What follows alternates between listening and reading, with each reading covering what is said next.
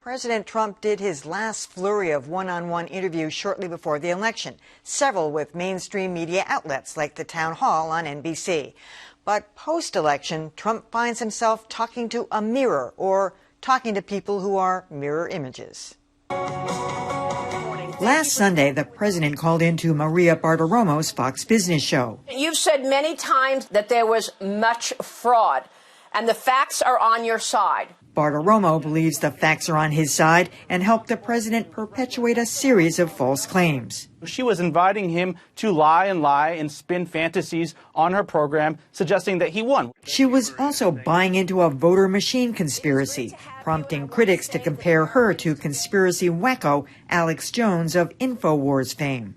Frankly, there is not much daylight between Maria and Alex Jones. She's accepting the same delusional conspiracy theories. As does the president. Sometime last week, he pre-recorded a 46-minute diatribe about how the election was stolen, then posted it Wednesday on Facebook. It's a widely known fact that the voting rolls are packed with people who are not lawfully eligible to vote.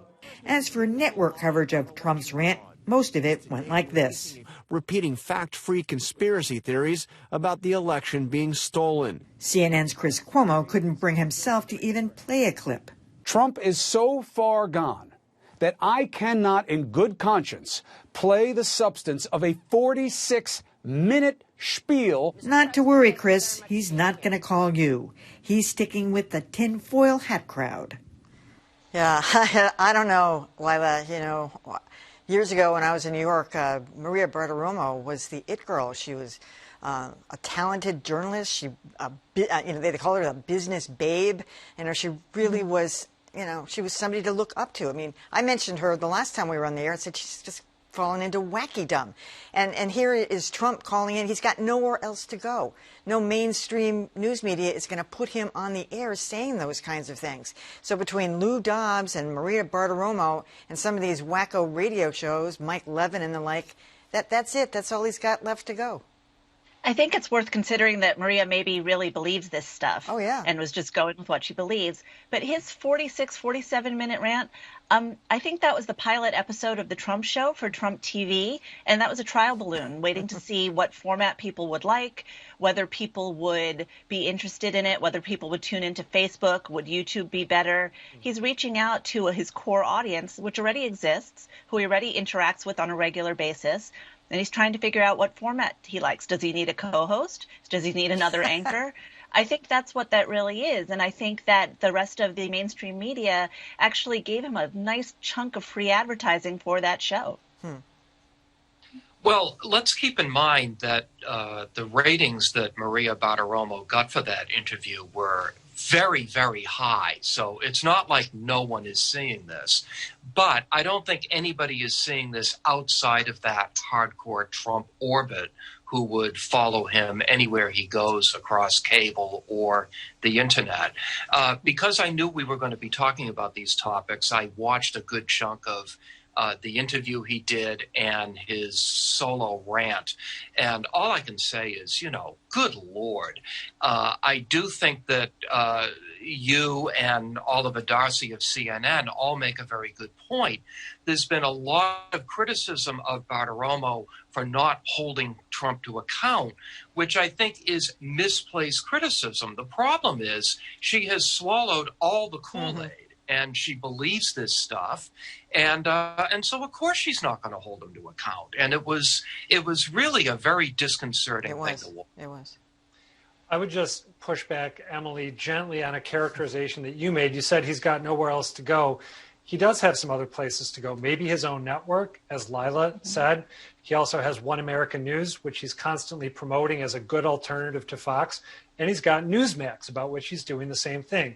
So there are threats out there. Fox has been able to thrive in part because it is the sole source for this kind of content. Or back when Barack Obama was president, if you wanted to see people talking about how he was really born in Kenya, you would go to Fox. Now there are other alternatives, which creates pressure for Fox to indulge the crazy. And one key point, I think, is we're in a moment where the idea that there's a responsible news side at Fox and a reckless opinion side is breaking down. I saw some male Fox anchor, I can't remember the guy's name, interviewing Maria Bartiromo about this interview she did with Trump, and he was basically acting as her hype man. He looked incredibly excited about all the great content that Maria had come up with in this interview with the president. So I think it's time to stop giving Fox credit for having a responsible news team and then doing weird stuff on the margins. I don't think that holds up. All right, we won't do that anymore.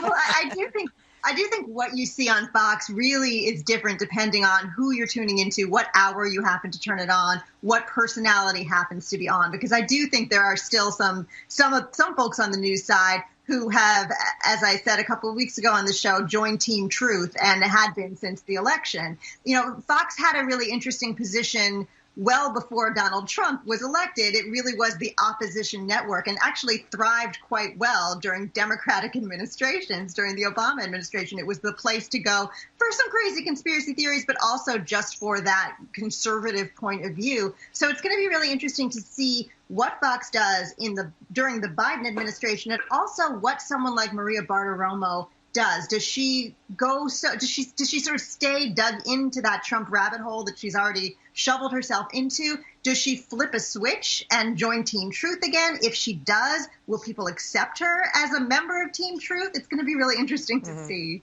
She'll probably be the lead anchor on Trump TV, or his co-host. Could happen. She could be. Yeah. By the way, I want to say for the record, my statement about not giving the Fox News side credit was not intended as a passive-aggressive swipe at you, Joanna. It was not supposed to be that. I feel like it came across that way. Does anybody else want to add in on anything on that one? Well, last word. I think he's got a lot of co-hosts he can consider, some of them within his own family and his immediate circle. So it wouldn't be surprising if Maria jumped ship, if he made her an offer. I mean, she doesn't do business anymore. I mean, the name of the show is Sunday Futures or something like that. She's not talking about the stock market. Well, he's also got Lou Dobbs. Oh, I know. Lou Dobbs would be a great 1-2 punch with Maria Bartiromo. Yep.